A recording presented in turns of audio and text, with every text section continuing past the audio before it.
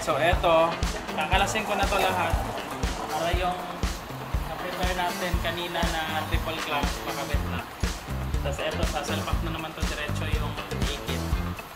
So, tanggalin muna natin to lahat. Eto, papalitan natin ang titanium bolts.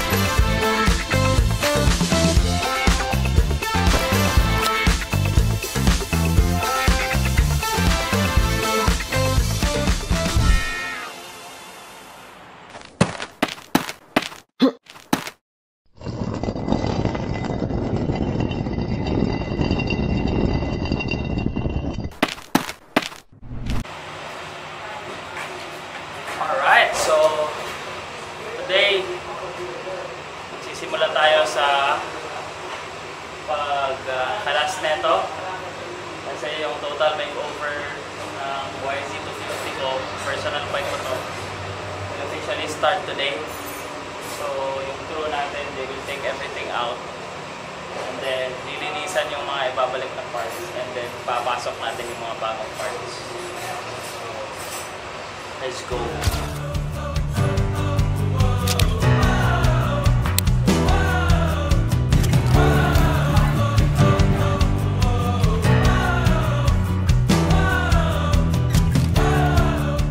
Alright, so ito yung mga pyesa natin na ikakabit dito sa YZ. So, A-kit front fork, A-kit monoshock, tapos mga titanium goodies from Racetech, axles, and then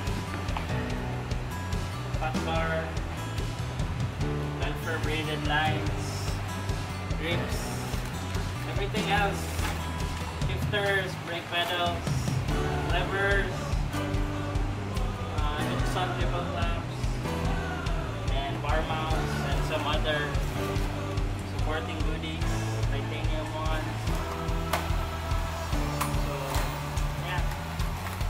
Working on it.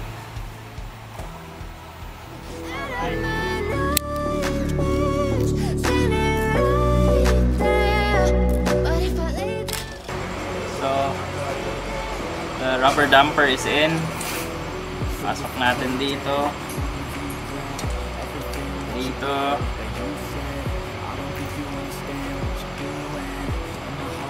Tapos, yeah. Then the next one will be here. Pasok. Pasok. Ganyan. Tapos eto patong.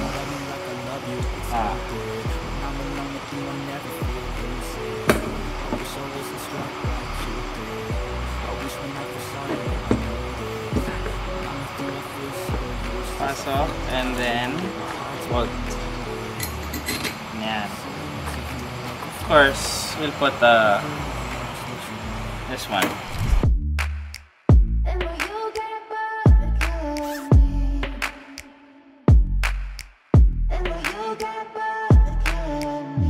Alright, so eto, kakalasin ko na to lahat para yung na-prepare natin kanina na triple clamps makabit na. Tapos eto, sasalpak na naman to diretso yung ikit. So, tanggalin muna natin to lahat. Lagay lang natin dito sa likod yung mga parts. Never really know just what you want. With you I don't ever feel calm. I can feel the sweat inside my palm. Play with me like cats and a string. You don't understand the pain it brings. Alright. Wala akong tools. You don't ever wanna set me free. Ayan.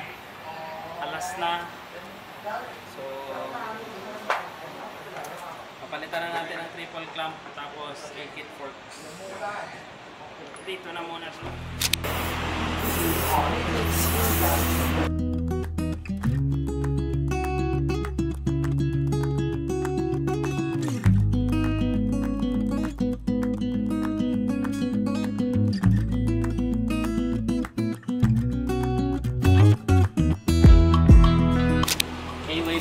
A-kit forks.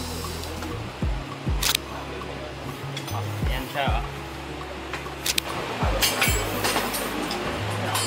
custom para sa akin, pero since medyo last year pa to dapat na project, eh ngayon medyo tumaba tayo. Lambot na to siguro sa akin.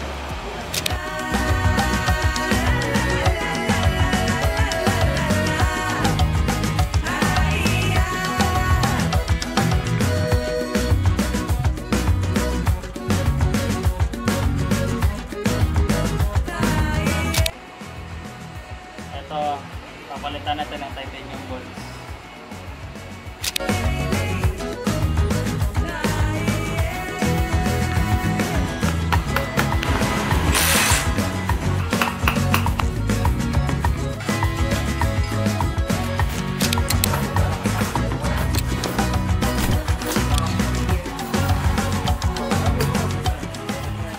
Galfer na steel braided brake lines. Napalitan din natin para yung brake feel mas consistent.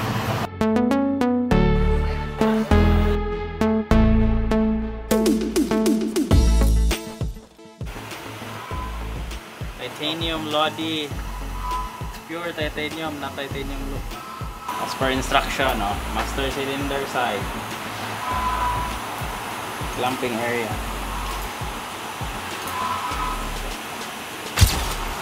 Ito mga axles, titanium axles.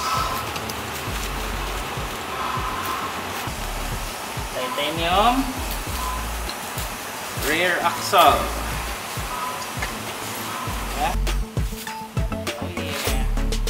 Yes sir. Ito, I don't know what this one is, but I'll check.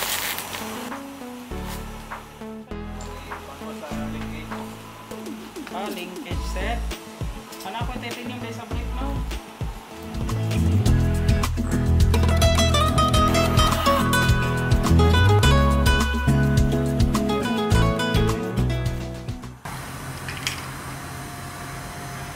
This one, papalitan namin ng high pressure radiator cap.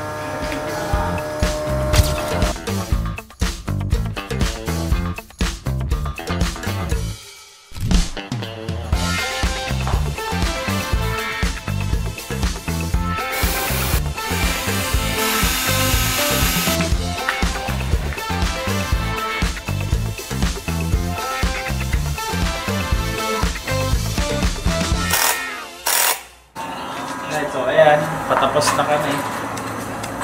Nakabit na majority ng mga parts. Kulang ko is wheel set na lang, no? Wheel set and some minor parts. Seat, bar pad, and grips. Later na kasi yung grips natin white. So when you're working on the bike, you have to hold it from time to time. Ngayon, dumi yung kamay ko. If my grips are white, hindi pwede. So mamaya na yun. Almost everything nandito na. Pakita.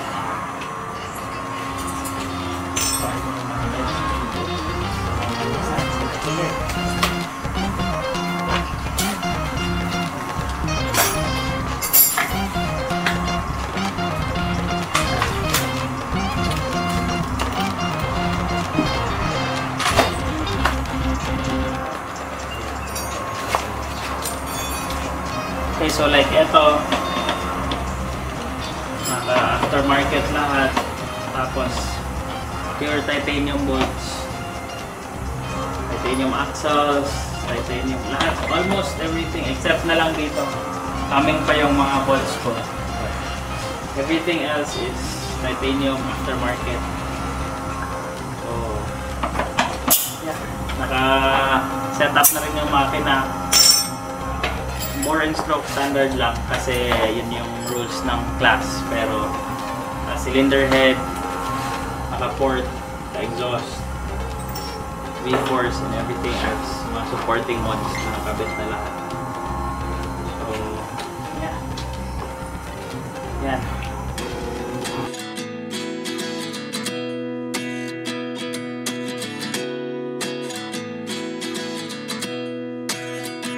So, ayan guys, sobrang excited ko. Pinabalik na namin yung tangke, nakalimutan ko may aftermarket CDI pa pala ako. So, Kalas ulit. Buti na lang may chip mechanic ako dito. Oh, pakita mo chip mechanic.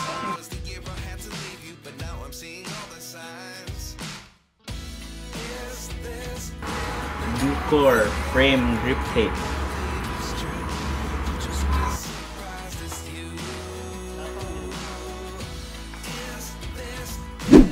So itong pinabit namin ngayon, temporary wheel set lang to kasi nga sabi ko niya na wala pa tayong wheel set para dito. Para lang to ma-move around lang yung motor. Kasi ang hirap pag walang wheel set. So, ito na siya ngayon. Ang kulang na lang is exhaust. Dinala pa nila doon sa nagsa-sunblast. Sunblast yung exhaust system bago namin ibalik. And then, after that, seat cover na lang, filter, and then wheel set. Ready to ride na after that. So, ayan na yung exhaust toy. Ha? I do na video na. Kanina, di ba? Sobrang kalawang. Ayan o. Goods na. Engine mo yun? So, lagyan ni Titoy ng magic. Then, okay na.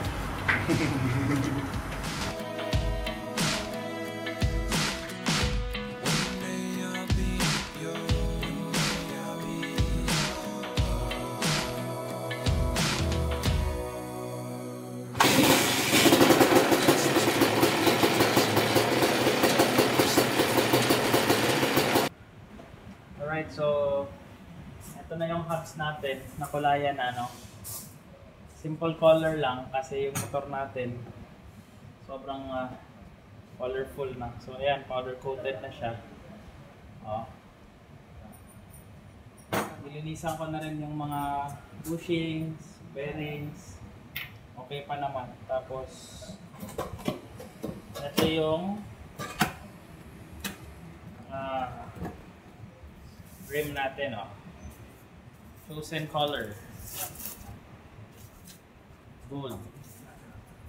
So bukas papa-assemble na natin to para makabit na natin sa motor natin. Napakita ko lang sa inyo lahat gawa. So, ayan, neutral color lang, gold rims. So bukas update ko kayo pag nagawa na yung wheel set. Alright.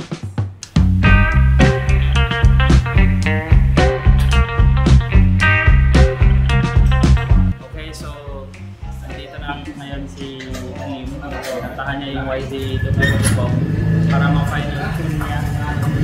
So gusto na magpalit ng pedals sa reed valve saka mga needle sa carb para makuha yung maximum power.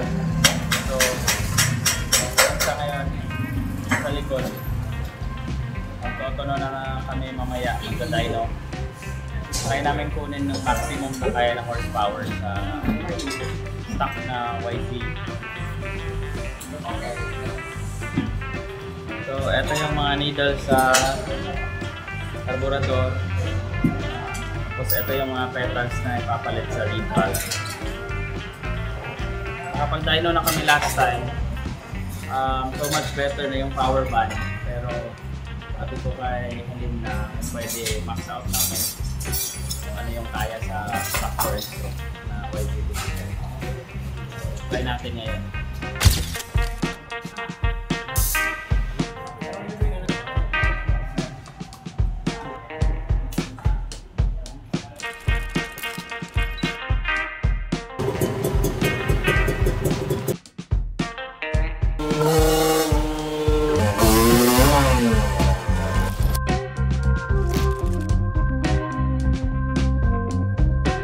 Okay, so ngayon, yung Vortex kasi may mga mapping, There's 10 maps. So, nag-dyno kami position number 6. Okay. How much did it drop? Drop. No, drop. From 57 to 53. 4.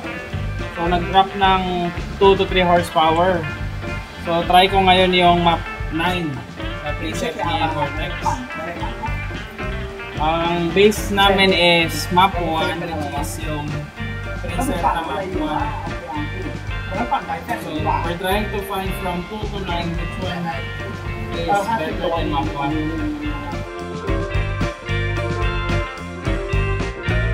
Ito siya, oh. Map 1, most aggressive map, 52.8 horsepower. This is Dynojet setting. Dynojet. And then torque 50.3. Map 2, dahil naka-vortex tayo, may 2 maps pwede gamitin. Map 2, 52.6 ang horsepower, 49.6 ang torque. So mas medyo kalmado yung map 2. So kung medyo madulas yung racetrack or raining, ganon, pwede map 2. Kung sobrang perfect yung traction, map 1. So yan na yung best setting namin ngayon sa YZ na gawa ni Halim. Stock engine, port lang, port, head, exhaust, and then carb tuning. So Halim, sabi ni Halim, kailangan namin mag-custom ng exhaust. So baka gawin namin in the future. Pakita ko sa inyo bakit sinasabi niyan ganun.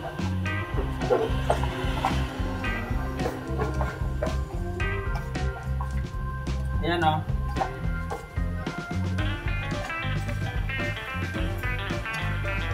Nag-blue na yung exhaust o. Kita yung blue.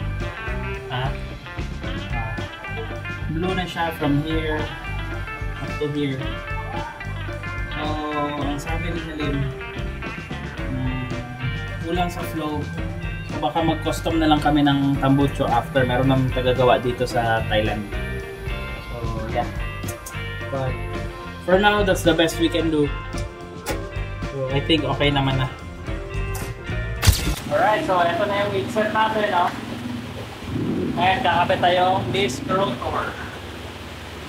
Ito, disc rotor natin. Slow motion force. Oversized rotor. So, pag titanium bolt mo, yung rig na titanium ha, hindi titanium, dapat may Loctite lagi.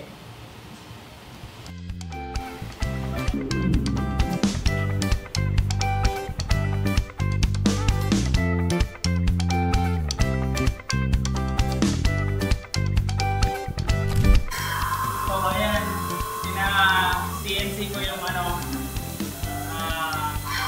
bracket para maging black or silver siya kasi all black siya eh. Para may mga highlights siya na silver. So, mamaya pakita ko sa inyo pag natapos na. Alright, so nakabit na natin yung disc.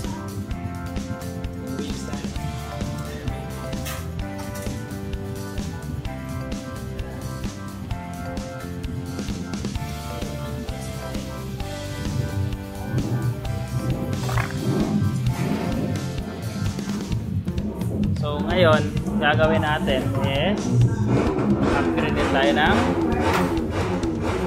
brake pads. Centered pads para mas makapit. So, yan, gagawin ni Pinoy.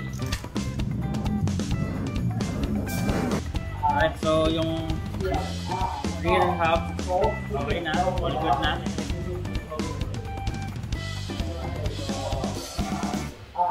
Waiting for Pinoy.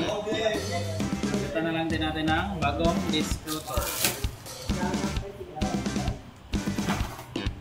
Disc.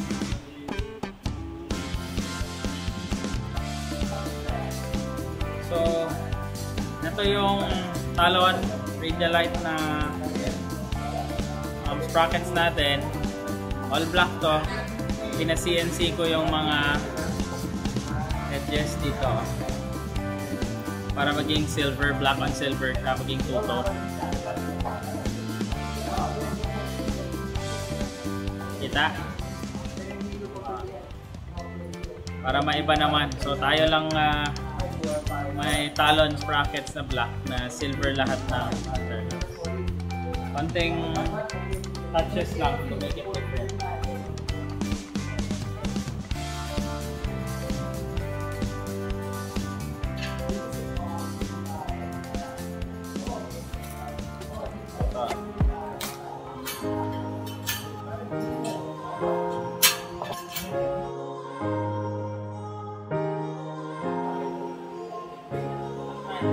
Right, so ito na yung balls natin para sa list. Ito na yung kanina kasi kinuha ka. Ayan o, Motomaster, baby.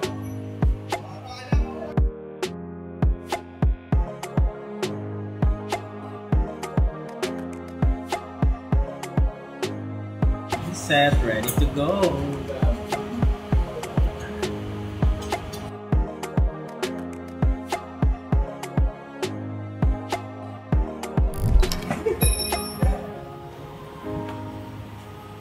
Can apply for KOU now.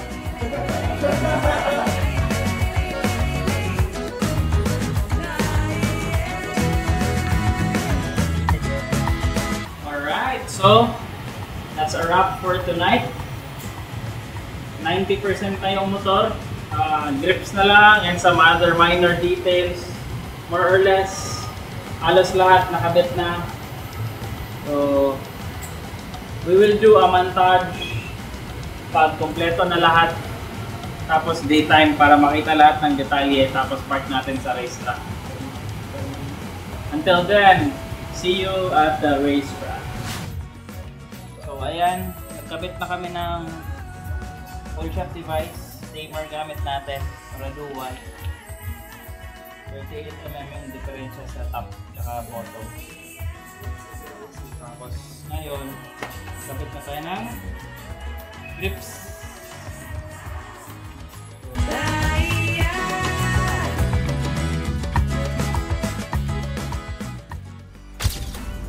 Alright, no? So, papunta na tayo ngayon sa racetrack. Wala natin yung build natin ng YZ. Tapos, mamaya, pagdating namin, set up tayo ng saan tayo mag-shoot ng montage sa motor. Para mapakita lahat ng nagawa natin sa project bike natin na white. On each and every day, the past is where it stays. Way back a year ago. Alright, motocross now. No more drag race first.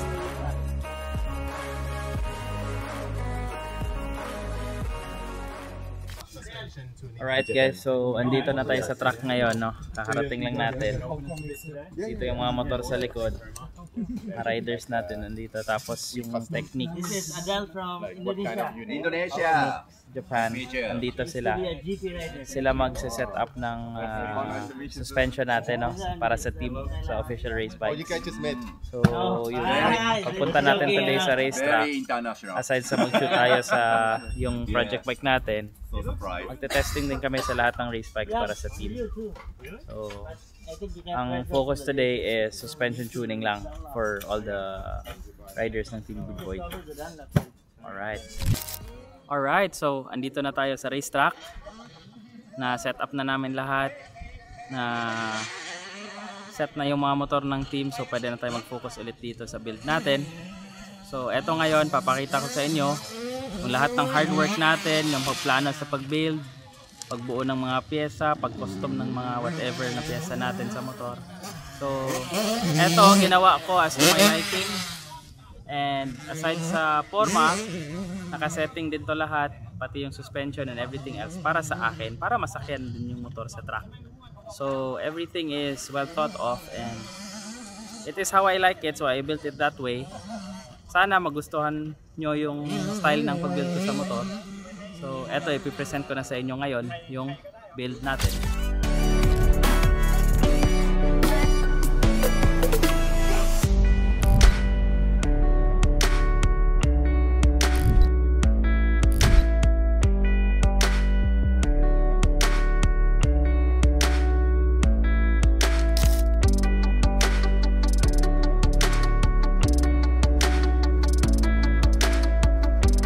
So, Papakita ko na sa inyo yung motor. Testing na natin ngayon sa track. Let's go.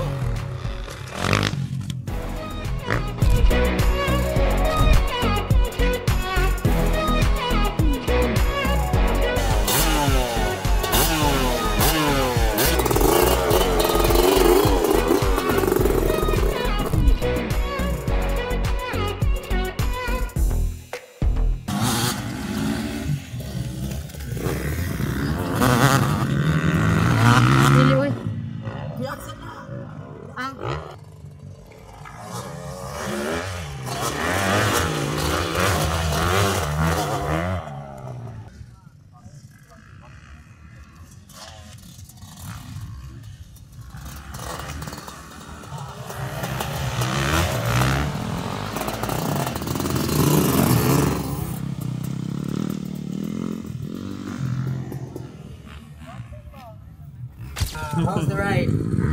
Have to adjust the bike. I'm not comfortable with it. So. And then we will make the shot like US the shot. Yeah. Yeah. So we have to adjust the fork height. And then I have to do suspension tuning since this is the first time out with the bike. So I'm still very uncomfortable with everything.